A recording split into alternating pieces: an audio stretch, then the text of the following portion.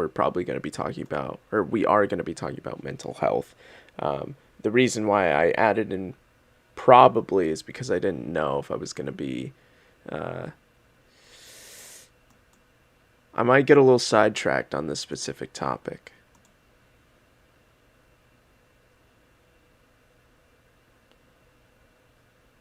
Oh, wait a minute. Okay, this is kind of weird. Hold on. We'll get started. Okay, I don't know why the live stream's a little messed up at the moment. Chat rate? There's a chat rate, huh? Even though I exclusively said there's no live chat.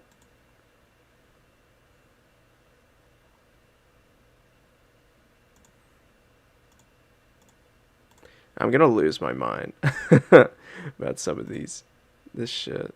It's like I turned chat off. So how are people chatting? And you know what's really bad is that I feel like it's gonna be those trolls on the internet who just spam like pretty relentless shit. Ugh, that's a bummer. I just wish YouTube was easier to manage here. Like as a content creator yourself, like it's hard to do moderation of both the channel at the same time, right? So it's difficult to manage it all when you're just a solo run. But hey, what you gonna do? What you gonna do? Anyways, I'm not gonna worry about that anymore. Let's actually get on with the podcast material for today.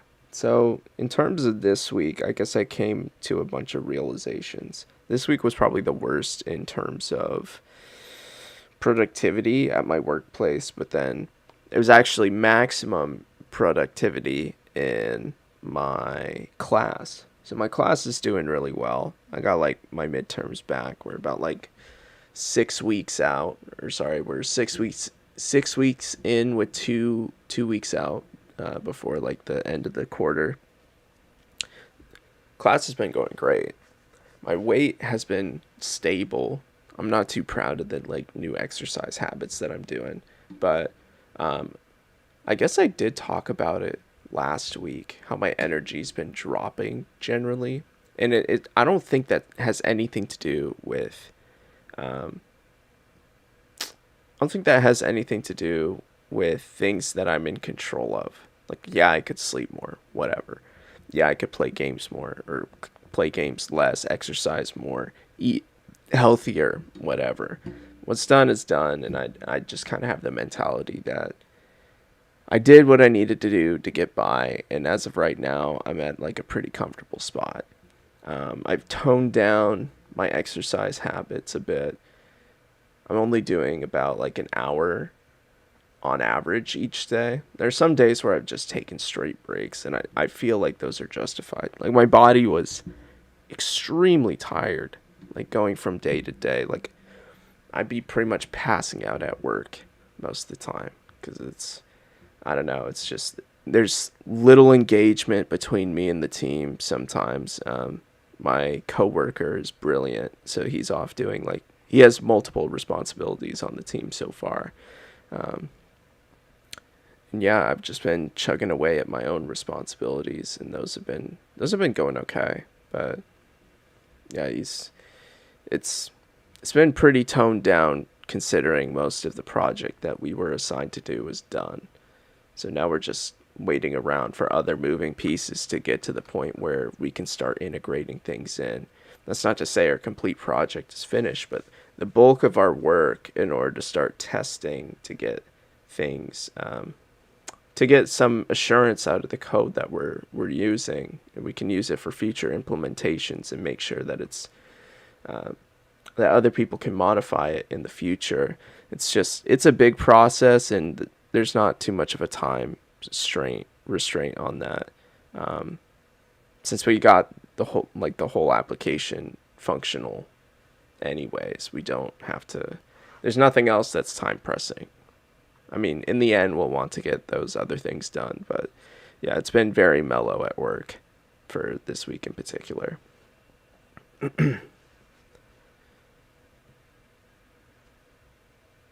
But no, like during this week, since there's been a huge shift in how I've been treating or like addressing my responsibilities, it's been, I think this is going to be like the test of a 2 week period where I need to figure out whether, or I just need to finish out like school strong. I think that's really my shift in attention here. The summer class has been shortened down by 4 weeks. I think a quarter is usually 12, something like that.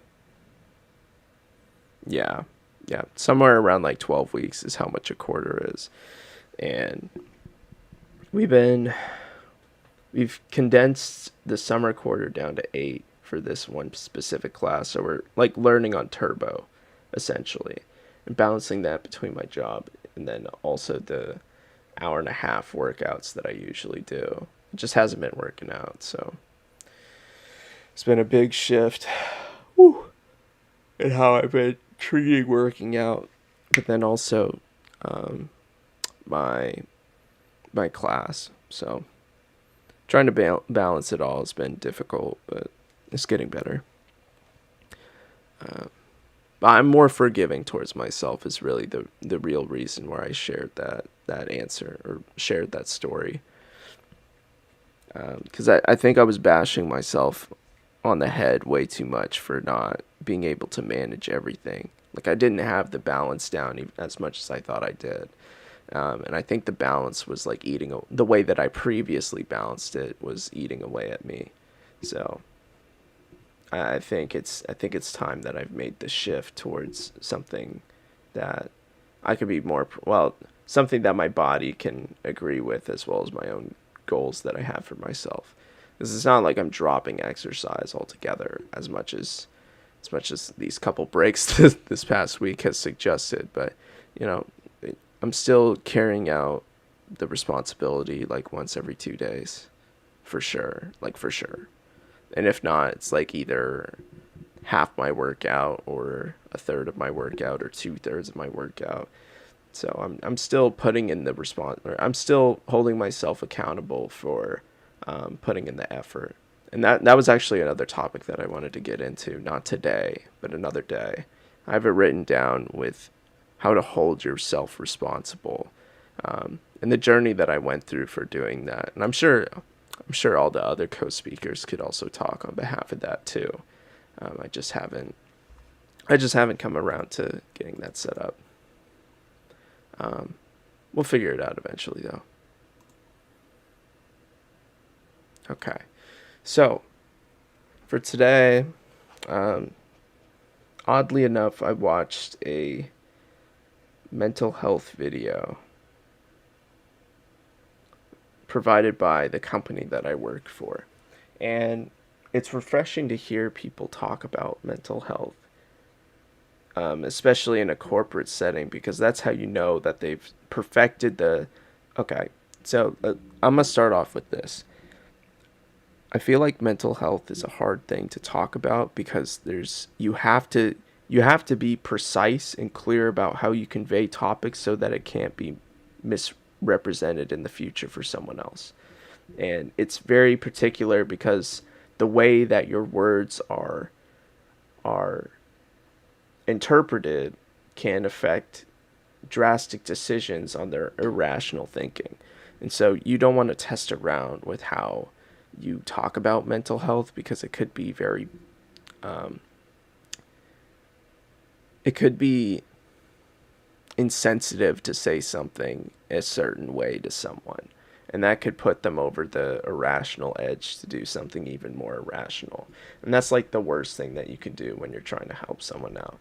But well, I mean that's everyone's fear who's trying to help out people who are dealing with mental health issues, because you don't want to downplay it, and you don't want to I don't know. You just don't want to do something wrong that could change the balance in how they've been living life to where they do something drastic to themselves or whatever. So when I was watching this video, it was actually with a psychiatrist, and she went about talking about like her journey of mental health and how like COVID related to the change in her mental state. Um, so there's like a clear before and after, and that's pretty consistent, I would say, with most people that I've talked with. There's this general change, this general shift between the mental health before COVID hit and the mental health afterwards. And frankly, I'm one of those people who didn't actually suffer too much from the COVID hit. In fact, I think it was beneficial for me to do so. I think the environment that COVID put me in allowed me to thrive in the areas where I couldn't without COVID. And that's where it's not that I'm thankful for that. It's like that's just the conditions of the learning environment and the work environment that benefited me in the ways that I wanted to benefit, or in the ways that I wanted to live for myself. So, for example, all this remote learning has been phenomenal. I learn pretty much at my own pace. I don't even have to be engaged in the class most of the time. Like, some of the concepts that I'm learning while in class is not that important for 4 hours of my attention.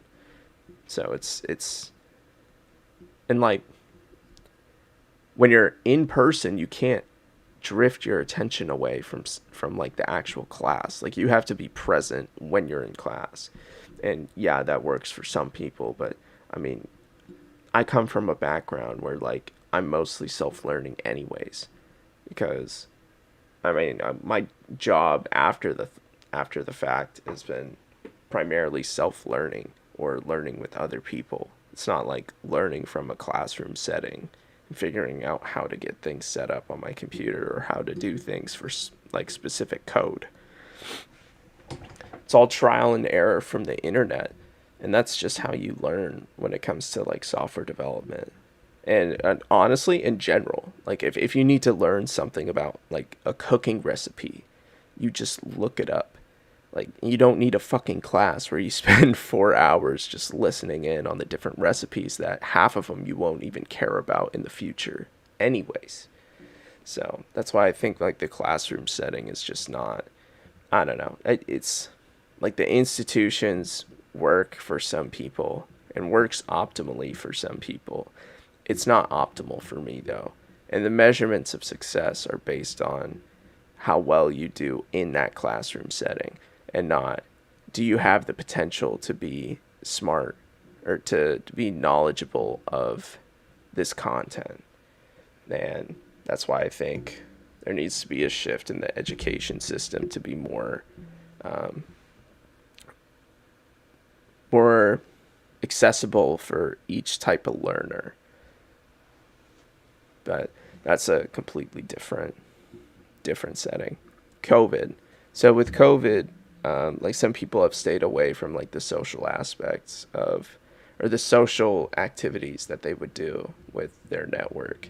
And I would say a lot of people probably use that as the biggest change that COVID put on their lives for their mental health. For me, I was always on Discord anyways. So when I'm on here, I'm just waiting around for my friends to get on, and then we just hang out or play games together, like over just a server. So in that regard, I didn't actually lose anything. I was still in the environment that I wanted to be in. And if anything, I was in my environment more. So I was extremely happy with the kind of change that COVID put on the world, because the conditions that I was already comfortable with were now enforced.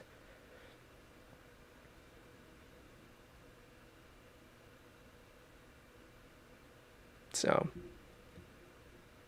the psychiatrist was talking about how the social activities that she used to do were no longer a part of her regular routine during COVID.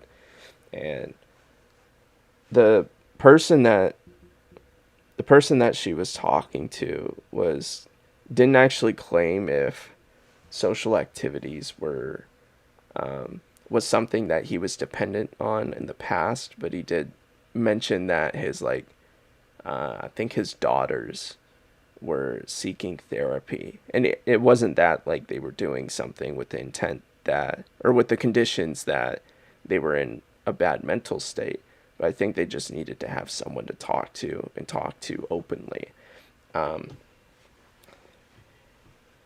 Which is weird because how do you define therapy by that point? Do you just need to have like a good friend where you're able to talk to anyone about anything about? Is that the goal of therapy at that point? Or should therapy be considered should be considered a problem that is there and should be fit and should be considered as a solution for that problem? Because in like the daughter's case, right, it's like you could either base it off of those two situations or those two conditions.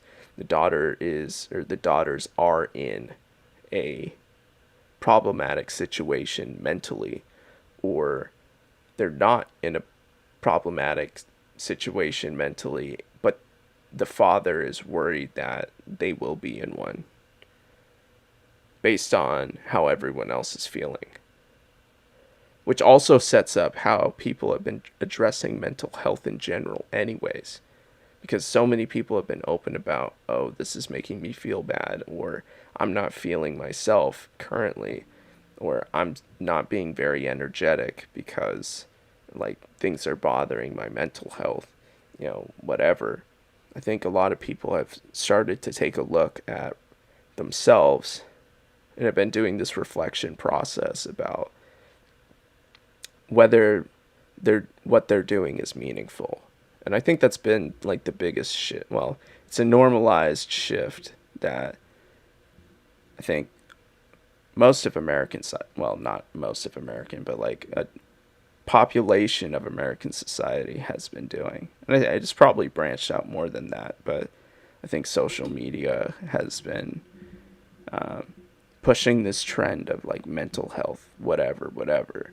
But the only reason why I kind of downplay that situation is because I feel like the reflection piece isn't actually accurate with how people should be feeling. Because like you see this sometimes with like the with like plus size, it's not really plus size models, but the idea of praising bad health as or like bad health as like being yourself. It's like, go be yourself, like fine, whatever. People can interpret someone being praised on the internet for being like plus size as a reason to be plus size, because you're seeing that action as if they're being rewarded for doing something bad for themselves. And that's not to say that like every plus size person can't. I mean, it's an obvious distinction, but I have to say it anyways. Like, not everyone can help whether or not they're obese or whether or not they're overweight, whatever. What you can do is do the best you can to moderate your weight to be the person that you want to be. And that you should be proud of. But you shouldn't be proud of the identity that you are overweight,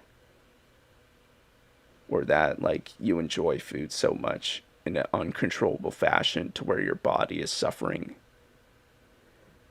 with physical health and mental health for that much.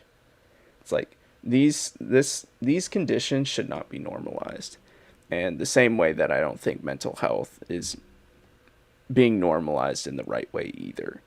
I think people are talking about mental health like, oh, you need to be accommodating for mental health people or people who are struggling through mental health in general.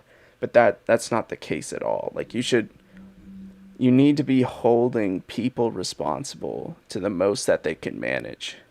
It shouldn't be you take off all responsibility for the other person at the time. Like there needs to be a track to see things get better. And just because you claim that you're suffering from like mental health in the moment doesn't mean you should be granted forgiveness. I think it's a tragedy that you're going through like a depressive episode or like a sad episode, but it's also your job to make sure that you're pursuing forward in a fashion that's at the right pace for you. You can't just stand up after falling back down or like breaking a leg.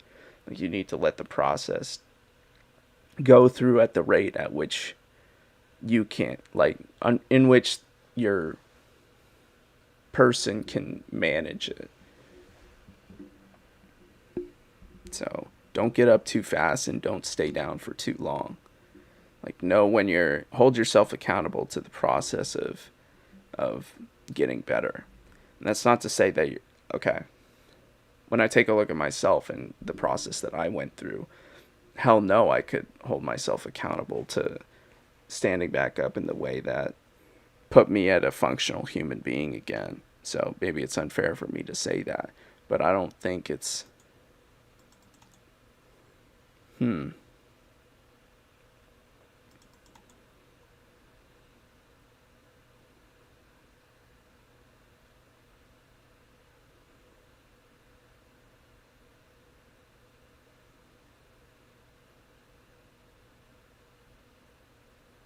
I don't think it's in your best interest to completely let go of responsibility,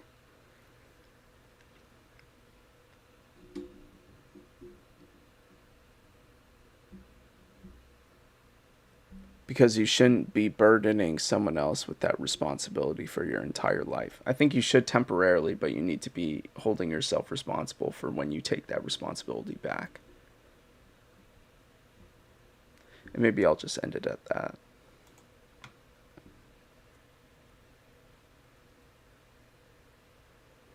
Anyhow, all this spewed off from how the daughters are being, like, forced into the situation where they're openly talking with the therapist, and they're not necessarily in a problem situation.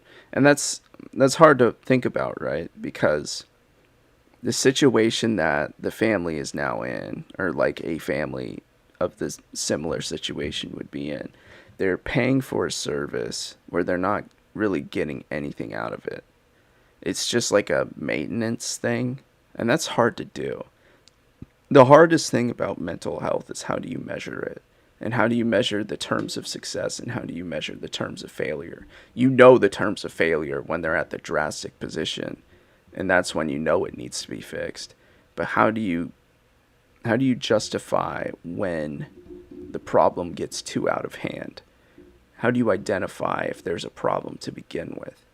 And so that's why always having this consistent dialogue between yourself and probably a professional who can draw those measurements out for themselves through dialogue is probably the best way to go about managing the mental state of somebody else. However, talking about yourself is, like, I mean, I already did a segment on the complexity of communication anyways, which, I mean, my thoughts on that is, it's hard to be open with yourself when you don't feel, well, not everyone is comfortable with talking with a stranger, and not everyone is even comfortable talking about themselves. Not everyone is comfortable or even aware of how to express themselves in a meaningful way that justified, or it's not justified, but that accurately represents their mental state at the time. And so there's so many factors with trying to identify a problem that may or may not be there. And that's such a hard task for the psychiatrist, psychologist to figure out.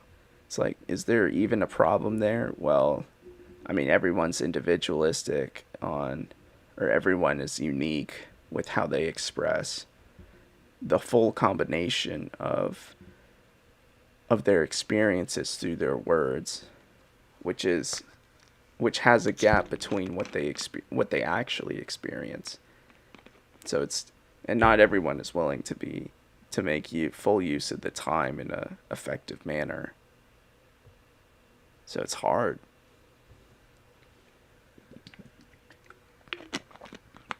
I think he's doing the right thing if that's putting his mind at ease that his daughters are at least within arm's reach in case some things start going south.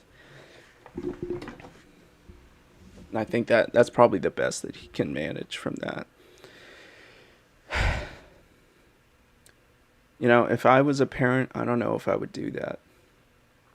I wouldn't know what the best way is. I'd have to talk with my significant other about that problem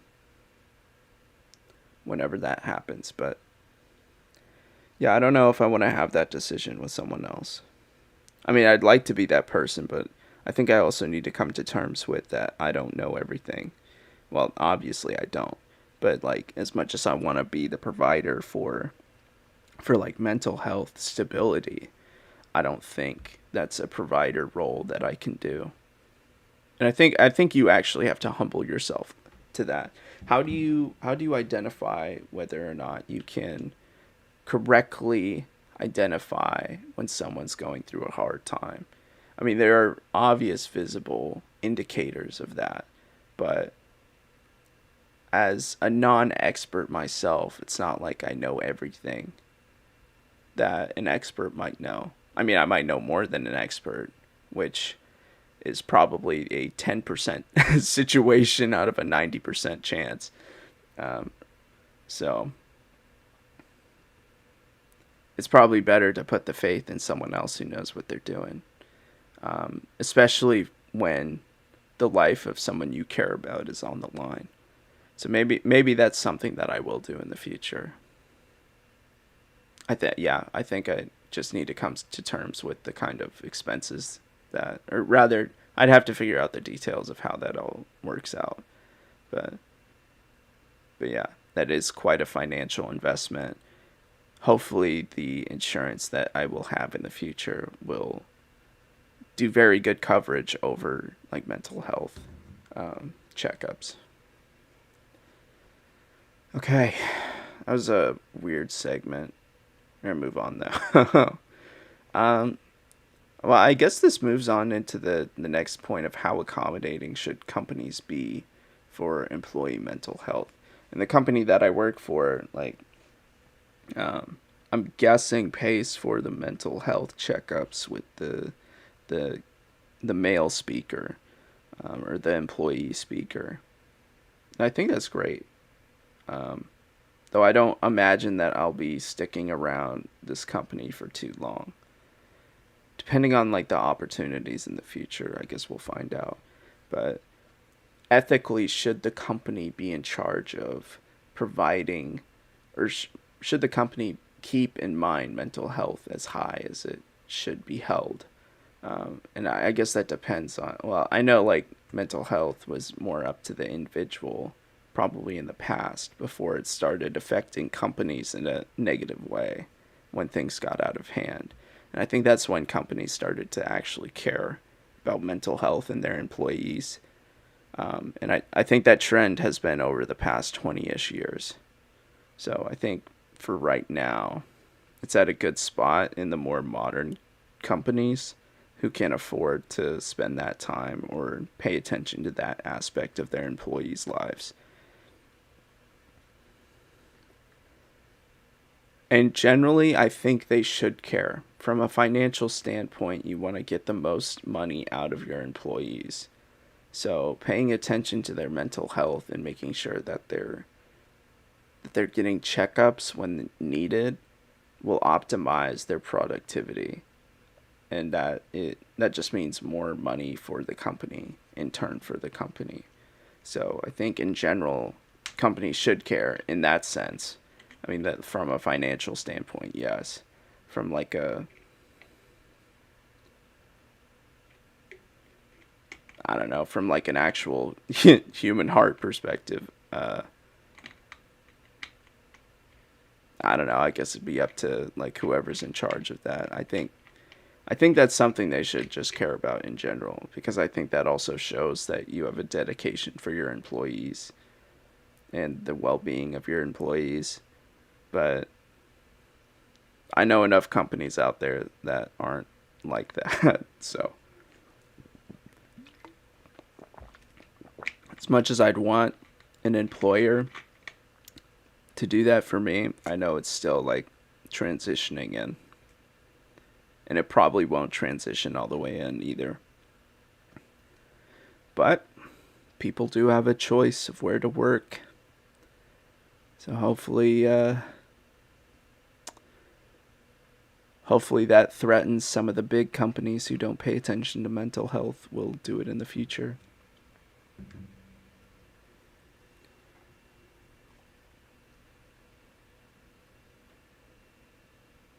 All right, so this is gonna be like a little more generic. And I think I had some thoughts in my mind about how this was supposed to go. I'm planning on ending this segment within like the next 20 minutes, though. I mean, we'll see how it goes, but I didn't think it was going to last that long. Um, so yeah, let's get into this next portion, and I'll tell you a little bit about my mindset as I was asking these questions. So, why is mental health a hot topic? So I think before I talked about how it's it's so touchy that it's you don't want to deal with the consequences if you do something wrong when you talk about it, because there's levels of insensitivity as well as thresholds that you might be crossing if you say something. It's such a volatile conversation to have that it's better to just not have it. And I think that's why it's such a hot topic, because like, I mean, everyone has these moments of where they need to reflect on themselves because they're unhappy about where they're currently at. And so they want to make some shifts in their lives, but sometimes you just don't know how to go about that. And sometimes it's just a problem that you just deal with and you don't have any solutions for it, and you just suffer through the problem solving process and the current implementation of how you're living your life until you start decreasing in productivity because it doesn't feel meaningful to you anymore. And so I think that's a general experience that people are having. And that's why I think mental health is coming out more and more, because people are starting to reflect, as I already said it before, like at the beginning. I ask, what is the bigger problem? And I think it is the experience portion. So the way that you're experiencing life is currently at a point where you don't feel like it's meaningful to you. And so you start putting out some of the things that don't feel meaningful to you until you actually do nothing. And that's kind of where that's the lowest where it goes. And then you start transitioning from this idea of, well, doing nothing is also meaningless to me as well. So what could something meaningful be? And unfortunately, a lot of people make the decision to attempt suicide as like the last meaningful act of what they can do, because they think their act is going to be more meaningful than their continuing existence. I think that's generally where it comes to.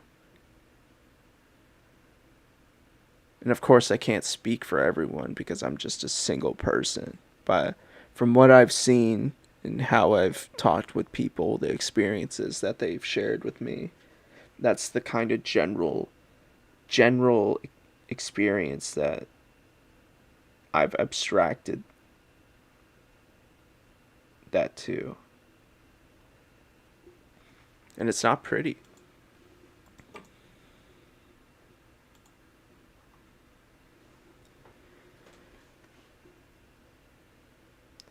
The way that some people talk about mental health, though, just feels like it's a temporary thing.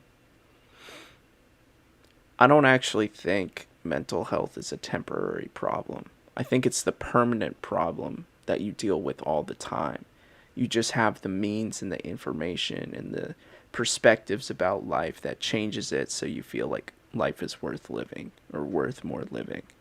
Like, you don't have to think about, like, why is life not worth living, when you always have an answer of, well, I have this and this. I have my friends. I've got games. I've got Discord, people to hang out with after school. I have people to hang out with after work. I'm doing well with life. You have reasons to conquer that specific question when you're doing the reflection process over your over how you're spending your time. So I think the problem is always there. You just need to make sure you have things to counter that answer or to counter that question with.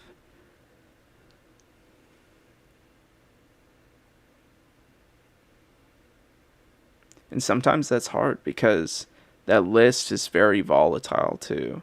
So say if you have one friend who, I don't know, like just chooses not to be your friend anymore and does like a pretty big backstabbing thing.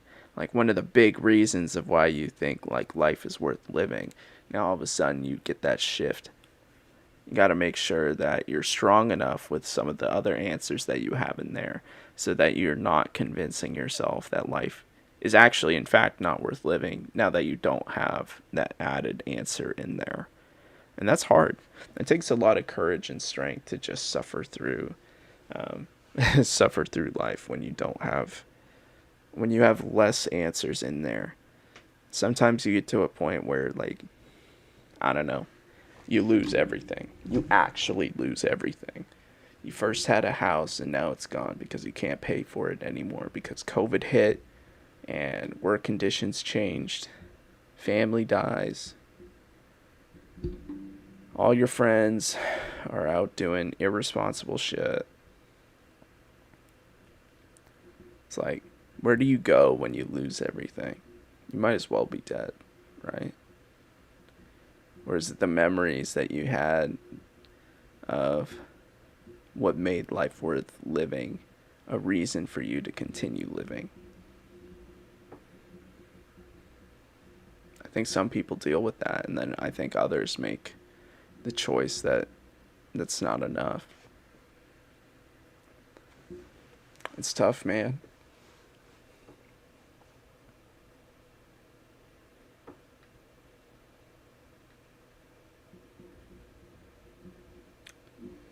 It's tough, man. I mean, I would say that's like, I mean, I already failed, failed that myself. Like, how do I continue?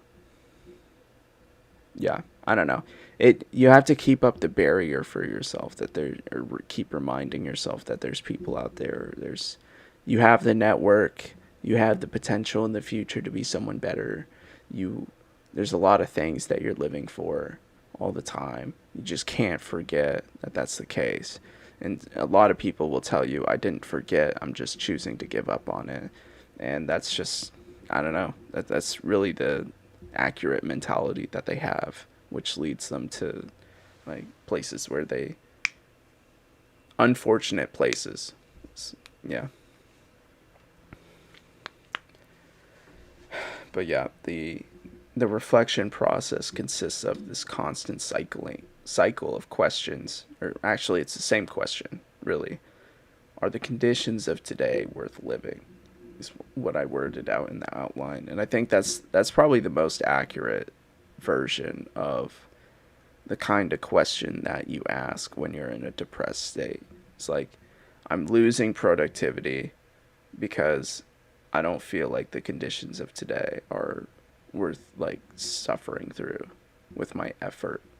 And I feel like that's a trending behavior. I think, okay, so knowing that like depression rates are increasing, suicide rates are increasing, how does that all play together with the modern day society?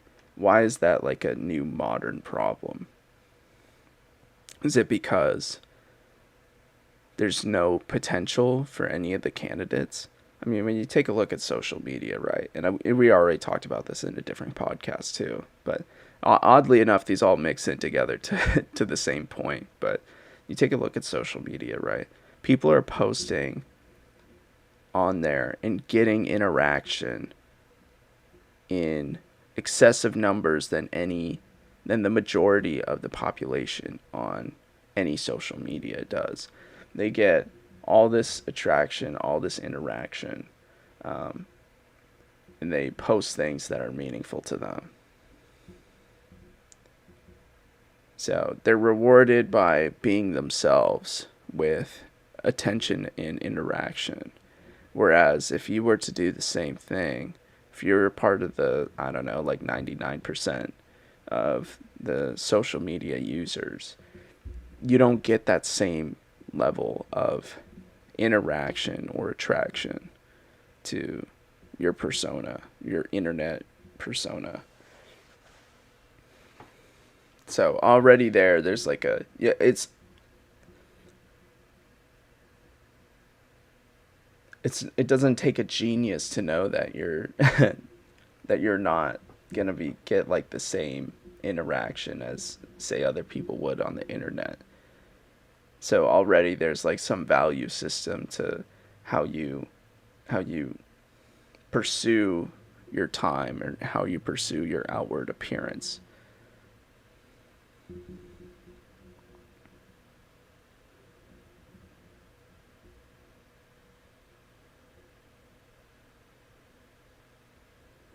And it's like knowing that you're not going to grow from average Joe to celebrity status. Is that Are you inspired or uninspired by that? And I think a lot of people would be uninspired, but uninspired on the spectrum of on the extreme side of the spectrum. But say if social media wasn't there to begin with, you'd just be ignorant of how your social status compares to other people in the world. And I think social media is at the forefront of providing that information or that clarity of where you stand social status world in the world. And that's hard to take in. I feel like, well, I mean, celebrities were always a thing, right? But it's not. It's easy to know how. Okay, it was harder to know how much traffic those people were getting without social media when there's actual metrics to measure how much traffic they're getting on social media now. Whereas before it was just like you had to be there to know whether or not they were like an appreciated entity or person. So, so I think social media is like one of the big factors as to it's a humbling experience to look at social media and be like, wow, there are people out there who get a lot of traffic and love. And when I compare that to myself, I don't get shit. Is that meaningful to me? How extreme should I take that idea? Or how extreme should I take that response back from the market that this other person is worth more than I am on the measurement of they get more everything?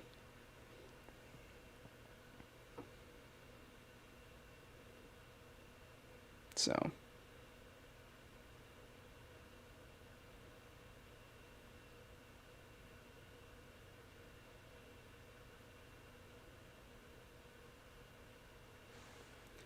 okay, I'm noticing a couple typos in my in my outline, and I'm not too proud of it. Oof. Anyways, I think I'm gonna get into this last segment, and then I'll probably call it a podcast for today. So the last point that I have in here is: do you have a choice in living in the conditions you can't control? So imagine this, right? You can either be a farmer back in like the 1600s, or you could be like modern day 2021 COVID living motherfucker who's jobless and just going off of like the government um, government unemployment. Like which is the better one to live in? And the answer is you can't answer that because you don't get a choice. What you can choose is whether or not like the conditions when you're a farmer in the 1600s or the conditions of being unemployed in 2021. Your choice is, do you want to deal with that experience or do you not?